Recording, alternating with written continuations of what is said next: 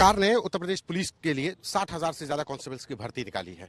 बेरोजगारों को रोजगार दे रही, लेकिन तमाम विपक्षी दल कह रहे हैं कि इसमें बेरोजगारों की उम्र बढ़ाई जानी चाहिए। आपके अपने यूट्यूब चैनल बिना यूपी पुलिस पर दोस्तों एक बहुत बड़ी अपडेट निकल के आ रही है। एक बहुत बड़ी खुशखबरी है, खास करके उन बच्चों के लिए जो लोग एज रिलैक्सेशन यानी कि निर्धारित आयु सीमा में वृद्धि को लेकर आंदोलनरत हैं। लखनऊ में कल से आंदोलन कर रहे हैं, ट्विटर पर लगातार ट्रेंड करवा रहे हैं और लगातार अपनी मांग उठा रहे हैं कि आयु सीमा में उनको कम से कम 1 साल, 2 साल या 3 साल की छूट दी जाए। तो दोस्तों पहले ये जो आपका रास्ता था एकदम दुर्गम था, आपको कुछ भी नहीं पता था कि किधर से चलें।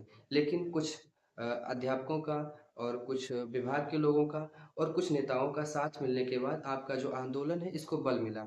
और अभी हाल ही फिलहाल में डिप्टी सीएम यानी कि ब्रजेश पाठक जी के द्वारा आपका जो ये आंदोलन है या आपकी जो उत्तर प्रदेश पुलिस में आई हुई 60,244 पदों की भर्ती है, इसको लेके बयान जारी किया गया। दोस्तों उनसे यूपी तक के पत्रकारों के द्वारा जब आज सवाल किया गया, क्योंकि बहुत सारे बच्चे आज लखनऊ में भी आंदोलन कर रहे हैं, तो वहीं पर पत्रकार महोदय पहुंचे और उन्होंने जब उनसे सवाल किया तो उन्होंने उनके सवालों का जवाब देते हुए आइए देखते हैं क्या कहा। सरकार से ये सवाल करने की कोशिश की तो उनका साफ तौर पर कहना था, सरकार ने उत्तर प्रदेश पुलिस के लिए 60,000 से ज्यादा कांस्टेबल्स की भर्ती निकाली है।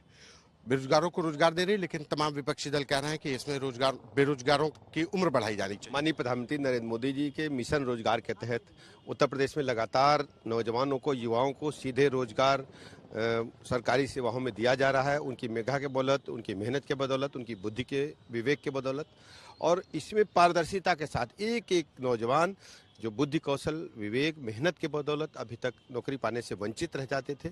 समाजवादी पार्टी के शासनकाल में केवल एक समाज के लोगों की चिंता होती थी। भारतीय जनता पार्टी युवाओं को उनकी मेहनत के बदौलत उचित सरकारी सेवा में लेने का काम कर रही है। लेकिन वो कह रहे हैं कि साल बढ़ाए जाएं, कोविड की वजह से इनको मौका नहीं मिला है। अब इस संबंध में गृह विभाग के उच्च अधिकारियों से हम बात करके पता करेंगे। तो सुना आपने, इस मुद्दे को लेकर डिप्टी सीएम का कहना है कि वो अधिकारियों से पूछकर बताएंगे। बहरहाल आपको बता दें कि यूपी पुलिस भर्ती बोर्ड के तो दोस्तों अब अभी आप लोगों ने सुना कि आपके जो राज्य के डिप्टी सीएम ब्रजेश पाठक जी, उनके द्वारा क्या बयान दिया गया। उन्होंने बताया कि जो एज रिलैक्सेशन का मुद्दा है इसको लेकर वो अपने गृह मंत्रालय से विचार करेंगे, गृह मंत्रालय के अधिकारियों से इस पर बात करेंगे, क्योंकि जो उत्तर प्रदेश पुलिस या किसी भी राज्य की जो पुलिस होती है यह गृह मंत्रालय के अंतर्गत आती है। गृह मंत्रालय ही इस पर सीधा सीधा निर्णय लेता है। तो उन्होंने सीधा बताया कि हम इस पर गृह मंत्रालय के अधिकारियों से पहले वार्ता करेंगे और उसके बाद ही इस पर हम कोई आधिकारिक निर्णय ले सकते हैं। तो दोस्तों हम इतना कह सकते हैं कि जो आपकी जो आंदोलन है ये एकदम सही दिशा में चल रहा है और आपको जो छूट मिलने की उम्मीदें हैं या छूट मिलने की जो संभावनाएं हैं अब ये बहुत ज़्यादा बलवती हो चुकी हैं। बस अब हमको करना क्या है, लगातार अपना जो आंदोलन है या जिस भी प्रकार से हम अपनी आवाज़ उठा रहे हैं, अपना मुद्दा उठा रहे हैं, लगातार इसको निरंतर आगे बढ़ाते रहना है। क्योंकि आपका एक बार रुक जाना आपके लिए हमेशा के लिए दरवाजे बंद कर देगा। लेकिन अगर आप लगातार अपनी आवाज़ को बुलंद करते रहेंगे, अपना मुद्दा उठाते रहेंगे, तो ज़रूर कुछ ना कुछ भर्ती बोर्ड के द्वारा, सरकार के द्वारा इस पर निर्णय लिया जाएगा। क्योंकि जब देखिए कल आप लोगों ने एक पत्र देखा जो कि राज्य मंत्री जी का था, जो थे संजीव बालियान, और आज आप लोगों ने बयान सुना डिप्टी सीएम का। तो जाहिर सी बात है धीरे धीरे करके ही सही, लेकिन शासन के जो अधिकारी हैं या शासन के जो हमारे नेता हैं उन तक हमारी बात पहुंच रही और वो इस मामले को अब संज्ञान में ले रहे हैं।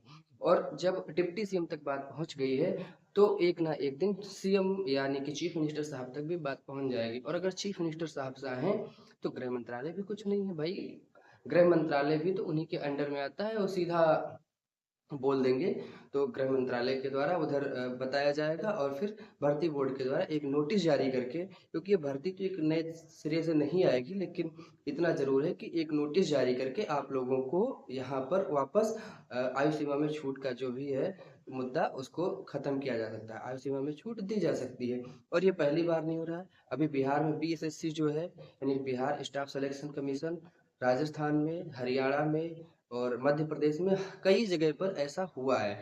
तो ये आपके यहाँ भी आराम से हो सकता है, इसमें कोई विशेष बात नहीं है।